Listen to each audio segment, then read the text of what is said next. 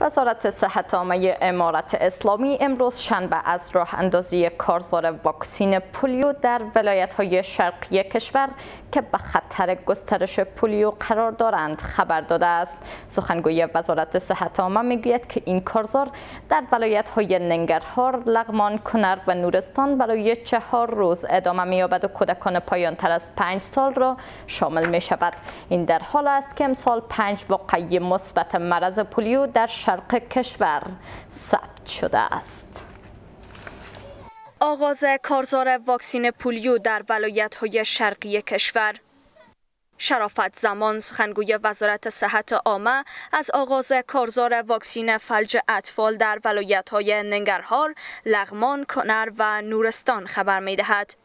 با گفته سخنگوی وزارت صحت عامه در این کارزار حدود 1.2 میلیون کودک زیر 5 سال واکسن پولیو را دریافت خواهند کرد. نن د شنبه ورځ چې ولسم د سرطان د 1402 هجری شمسي کال سره سمون خوري د هیواد په ختیځه حوزه کې په څلورو ولایتونو کې په کونړ، نورستان، لغمان او ننګرهار کې د پولیو واکسین کمپاین پیل کیږي. دغه کمپاین به د 4 ورځو لپاره ادامه ولري چې د 1.2 میلیون په اندازه باندې ماشومان ته واکسین تطبیق شي. هغه ماشومان چې د 15 کال څخه کم عمر لري هغوی ته واکسین تطبیق کیږي. زموږ د څلورو ولایتونو د هیوادوال څخه غوښتنه همدا ده چې هغوی خپل ماشومان واکسین کړي او زموږ د واکسیناتورانو سره مرسته وکړي.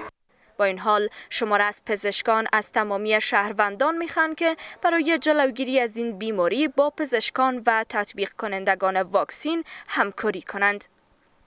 پولیو یو مزمن ناروغی ده کوم چې زمون ځوان قشر او ماشومان په یو مزمن ناروغی چې معیوبیت ده باغې مبتلا کوي. نو څنګه کولای شو چې د دې موذي ناروغۍ څخه مونږ ځانونه خلاص کو او خپل هیوادوال د دغه مصیبت نه راوګرځوو. در همین حال شماره از پزشکان تطبیق واکسن پولیو برای کودکان را سبب افزایش مقاومت و محو کامل این بیماری می‌دانند.